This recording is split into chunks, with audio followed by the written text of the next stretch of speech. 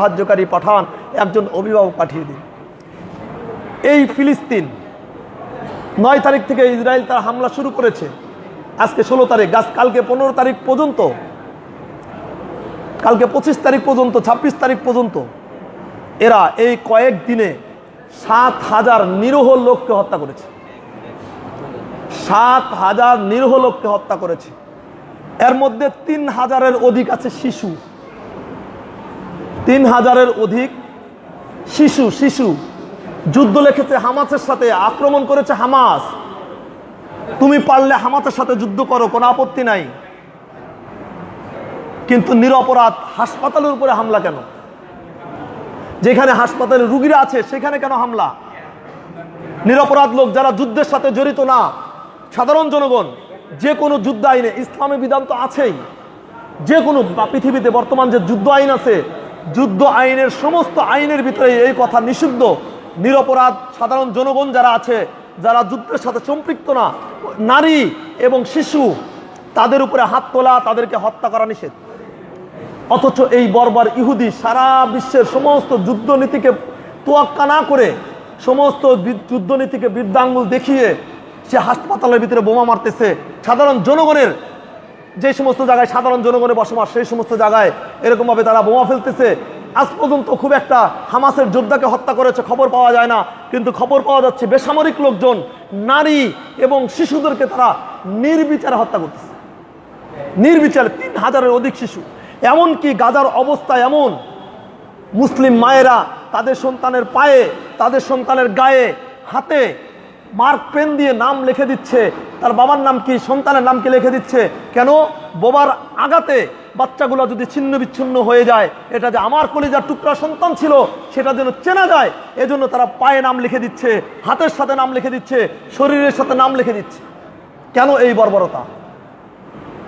কেন এই বর্বরতা? কেন? সারা বিশ্বে যেখানে মুসলমানরা যদি কোথায় আক্রমণ করে, এই হামলাটা যদি মুসলমানরা করতো আর নিরপরাধ না, যদি সৈন্যরা, ইসরায়েলি সৈন্য এবার মারা যেত, সারা বিশ্বের থেকে একটা নিন্দার ঝড় বইতো। অথচ বেসামরিক লোকজন, এরা মুসলমান, যার কারণে এদের কোনো রক্তের দাম নাই। শিশু, সারা বিশ্বে শিশুকে হত্যা করা নিষিদ্ধ। সারা বিশ্বে শিশুদের প্রতি যত্ন নেওয়ার জন্য কত সংগঠন, ইউনিসেফ সহ কত সংগঠন রয়েছে, তারা শিশুদের অধিকার নিয়ে কাজ করে। অথচ এই গাজার ভিতরে 3,000-এর অধিক শিশুকে হত্যা করা হলো, শহীদ করা হলো, কোনো কথা নেই। এই জন্য এই ইসরায়েলি বর্বর যারা আছে, এদের বিরুদ্ধে প্রতিবাদ করা সারা বিশ্বের মুসলমানদের দায়িত্ব। হাদিসের ভিতরে রাসূল সাল্লাল্লাহু আলাইহি সাল্লাম বলেন, আল মুসলিমু কাজাসাদিন ওয়াহিদিন, সারা বিশ্বের মানুষ শত মুসলমান আছে এক দেহের মতো। আজকে আমার যদি হাত কেটে যায়, ব্যথাটা কি শুধু হাতেই থাকে না, আমার পুরো দেহে লাগে? বলেন। যদি আমার পা কেটে যায়, এই ব্যথাটা কি শুধু আমার পায়েই থাকবে না, আমার পুরো দেহ বুঝবে? ঠিক রাসূল সাল্লাল্লাহু আলাইহি সাল্লাম বলেছেন, সারা বিশ্বের যে কোনো প্রান্তে যদি একজন মুসলমান আক্রান্ত হয়, একজন মুসলমানের গায়ে যদি রক্ত ঝরে, সেটা সারা বিশ্বের প্রতিটা মুসলমানের গায়ে রক্ত ঝরা। আমাদের হৃদয়ে রক্তক্ষরণ হচ্ছে, আমাদের হৃদয়ে রক্ত ঝরছে। আমাদের মুসলমানদের শিশুদেরকে, যেখানে সমস্ত যুদ্ধ নিয়ম ভঙ্গ করে হাজার হাজার নিরীহ শিশুকে হত্যা করা হচ্ছে, নারীদেরকে হত্যা করা হচ্ছে, বাড়িঘরকে বুলডোজার জ্বালিয়ে দেওয়া হচ্ছে, বুলডোজার দিয়ে এরকম ধ্বংস করা হচ্ছে। আমরা তীব্র নিন্দা এবং প্রতিবাদ জানাই। এবং এই প্রতিবাদ স্বরূপ আলহামদুলিল্লাহ মুসলমানরা এবার একটু জেগে উঠেছে, পরিবেশ ভিন্ন হয়েছে। যে আরব রাষ্ট্রগুলা সারা জীবন আমেরিকা এবং ইহুদিদের দালালি করে আসছে, সেই বাইডেন আলহামদুলিল্লাহ, আরব রাষ্ট্র কিছুদিন আগে বাইডেন যখন ইসরায়েল সফর করে, সে সময় মিশরের প্রেসিডেন্ট, সৌদির প্রেসিডেন্টের সাথে তার সাক্ষাতের কথা ছিল। আমেরিকার প্রেসিডেন্ট কোনো দেশে গেলে সেই দেশ নিজেকে গর্ববোধ করে, সেই দেশ নিজেকে নিয়ে অহংকার বোধ করে, এরকম নিজে গর্ব হয়। কিন্তু বাইডেন যেখানে নিজে স্বয়ং সফর দিয়েছিল, সেই সফরকে এরকম তারা বাতিল করে দিয়েছে। বলছে যে এই বাইডেন ইসরায়েল যেখানে মুসলমানদের রক্ত ধরছে, সেই ইসরায়েলকে মানে উলঙ্গভাবে এত অন্যায়ের পরে তারা যে সমর্থন করে যাচ্ছে, সেই বাইডেনের সাথে আমরা সফর করব না। এটা তার জন্য মোরালের জন্য অপমান, এটা আমেরিকার জন্য অপমান। আমেরিকার প্রেসিডেন্ট, তাদের ইতিহাসে এমন কোনো অপমানজনক ঘটনা নাই যে প্রেসিডেন্ট সফর করবে আর ওই দেশের রাষ্ট্র অন্য কোনো দেশ সেটাকে নাকেচ করবে, তার সাথে সফরকে তারা অস্বীকার করবে, এরকম ঘটনা নাই। আলহামদুলিল্লাহ মুসলমানরা আজকে জেগে উঠেছে। আমাদের জেগে ওঠা দায়িত্ব, এটা আমাদের ইমানি দায়িত্ব। সেই গাজার মুসলমান মারা, তাদের সন্তান শহীদ হচ্ছে, আফসোস নাই। মা সন্তানের লাশ কাঁধে নিয়ে হাসতেছে, আরে আমার সন্তান হয়েছে তো, শহীদ হয়েছে, আমি শহীদের মা হিসেবে জান্নাতে যাব। তারা সন্তানের পায়ে লিখে দিচ্ছে যে আমার সন্তান শহীদ হয়ে গেলে তাদের আফসোস নাই, তারা গর্ব গর্ববোধ করতেছে, বাকি তাদের সাথেও আমরা সুর মিলিয়ে আমরা ফিলিস্তিনের পক্ষে আছি, আমরা ফিলিস্তিনের সাথে আছি। এটা আমাদের বাংলাদেশ থেকেও আমাদের রাষ্ট্রীয় পর্যায়েও নিন্দা জানিয়েছে।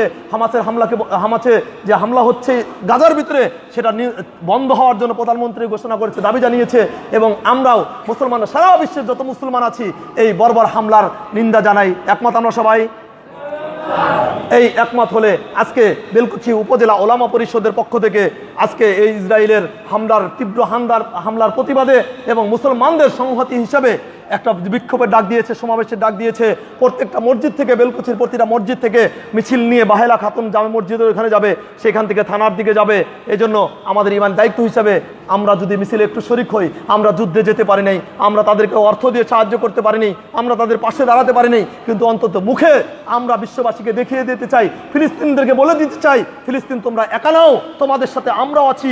বাংলাদেশে দুর্বল একটা দেশে দুর্বল ইমানের মানুষ হলেও আমরা পিছপা না, আমরা পিছনে নাই, আমরা তোমাদের পক্ষে আছি। আমরা রাজি আছি ইনশাল্লাহ, কি বলেন? ইনশাল্লাহ আমরা এই নামাজের পরেই আমরা মিছিল বের করবো।